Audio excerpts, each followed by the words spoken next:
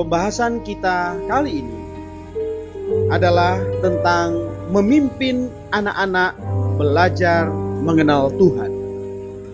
Pembacaan Alkitab kita ambil dari 1 Tawarikh pasal 28 ayat 9. Dan engkau anakku Salomo, kenalah Allahnya ayahmu dan beribadalah kepadanya dengan tulus ikhlas dan dengan rela hati.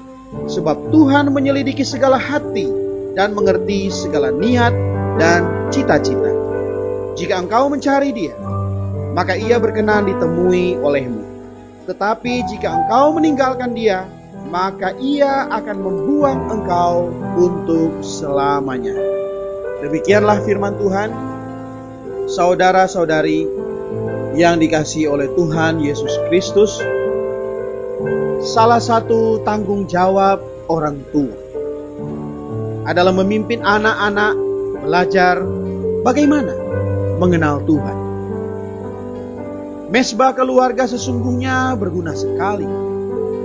Di dalam Perjanjian Lama, tabernakel selalu berkaitan dengan mesbah. Dengan perkataan lain, keluarga berkaitan dengan pelayanan dan persembahan kepada Allah. Karena mesbah itu berkaitan dengan pelayanan dan persembahan.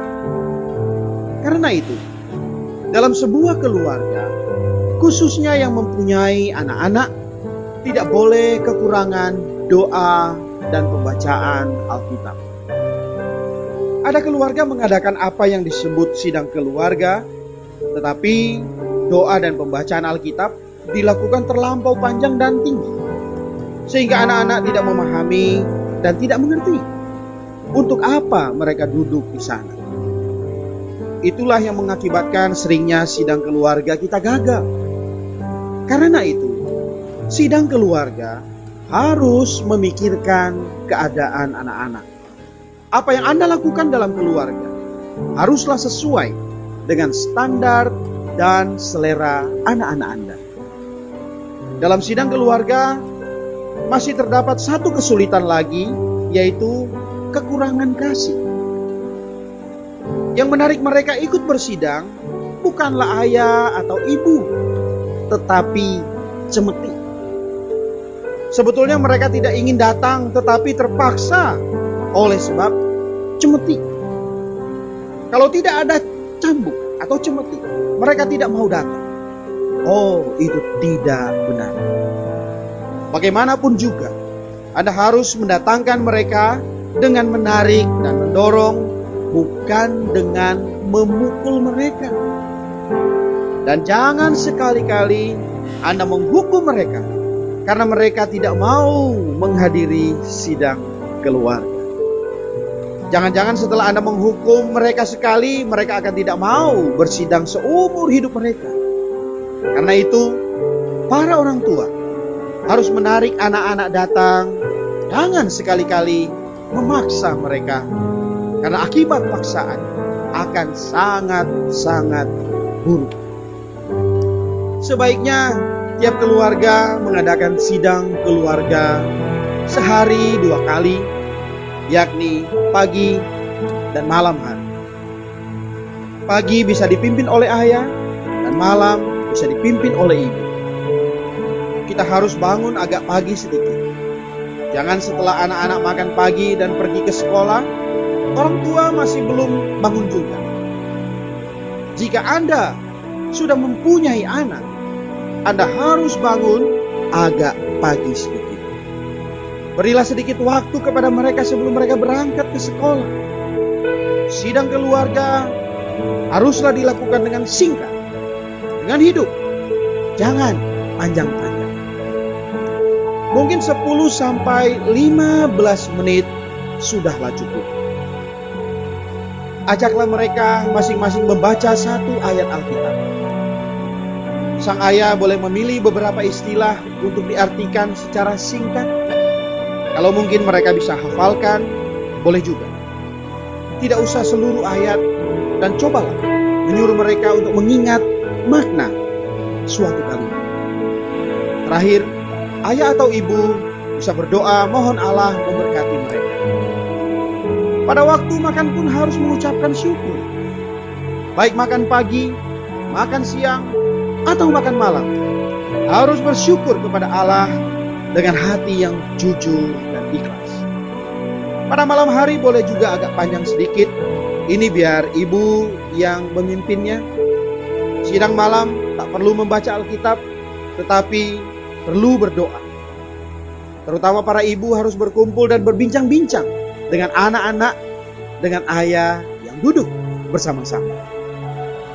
Ibu harus menanggapi perkataan mereka dan bertanya kepada mereka, hari ini apakah ada kesulitan? Apakah Anda berkelahi? Dan apakah ada damai sejahtera dalam hati?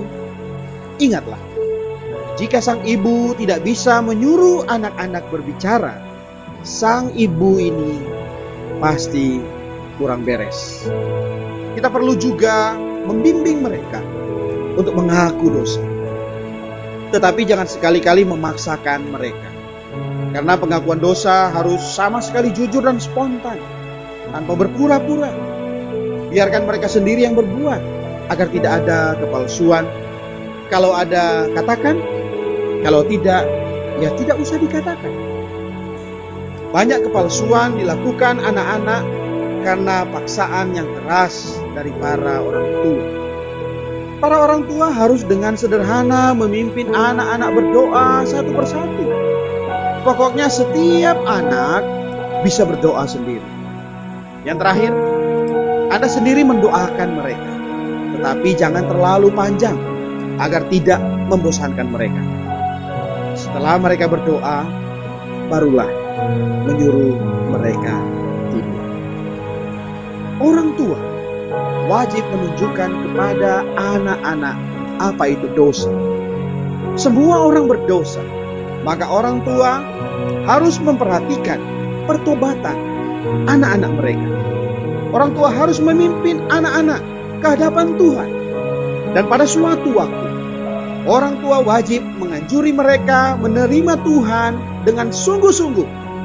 Bahkan membawa mereka ke dalam gereja, agar mereka beroleh bagian di dalam gereja. Dengan demikian, orang tua akan memimpin anak-anak belajar mengenal Allah. Mari kita berdoa.